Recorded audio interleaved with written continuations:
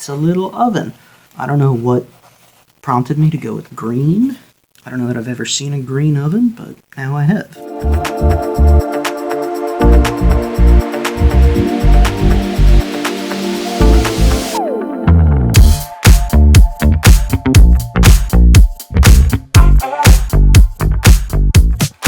Scrap Sunday, episode 1. Let's see how this goes. I, like many other makers and artists of all kinds, I've collected a great deal of scrap over the years, scrap wood and cardboard and foam core. So I thought it would be fun, at least once in a while, to do a little challenge where I just, in the span of, give myself maybe an hour, hour and a half tops, try to make something out of this scrap. I just used a random noun generator that I found online, and I got oven.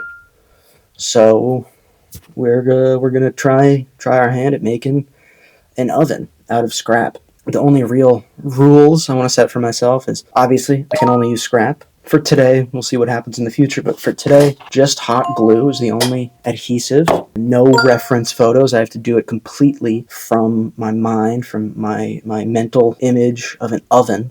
I can use an X-Acto knife to cut, but I think I'm going to try and not use any straight edges. If I have to measure something, I can use a ruler, but I can't use it to guide my cut. Everything needs to just be by hand and eyeballed and everything. So we're going to get into it. We're going to see how it goes. We're going to try to make an oven. Yes, the oven, the staple of the modern kitchen. I mean, what is a kitchen without an oven? It's like a break room. It's like an office break room. You could have a refrigerator, doesn't make it a kitchen. A microwave definitely doesn't make it a kitchen. Oven, though? Now we're talking. Now we're cooking with gas, as they say.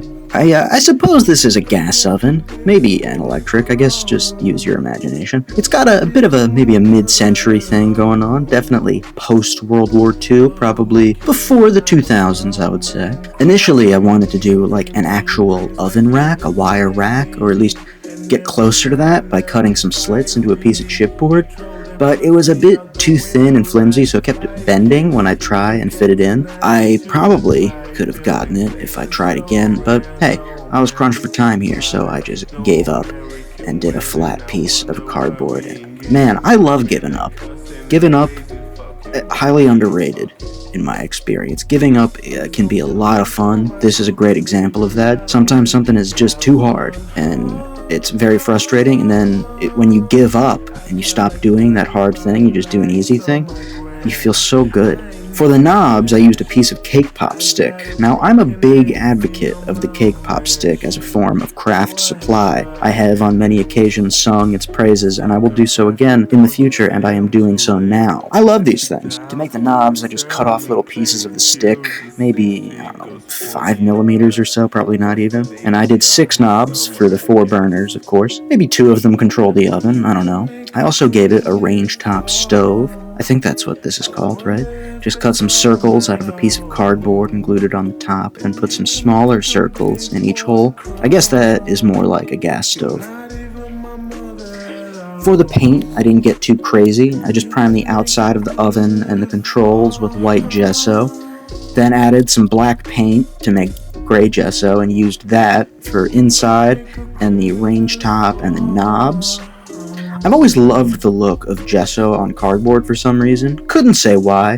Maybe it's just the combination of a cheap, disposable material like cardboard with the fine art material of gesso. Maybe it's just the contrast of the light brown with the pure white. I really don't know. But I wanted to give it some color, so I went with this light green, kind of like a lime green, cooled it down, just a splash of teal, went over the white parts with that, but left the dark gray as is. Definitely a bit of a 60s, 70s vibe going on with the bright green before the 80s gave way to the darker earth tones, and long before the aesthetic hellscape of stainless steel and millennial grayish that we find ourselves in now. Just about dry now. It's a little oven. I don't know what prompted me to go with green. I don't know that I've ever seen a green oven, but now I have. Like a green leaf fall. I wonder if it's automatic. You drawer, you know, that's where like your cookie sheets go and your baking sheets, maybe a pan or two. But your burners, there are 6 knobs and 4 burners, and no controls for the oven itself, but whatever. So there we have it. There we have a delightful little green oven for all your baking needs. Thanks for watching.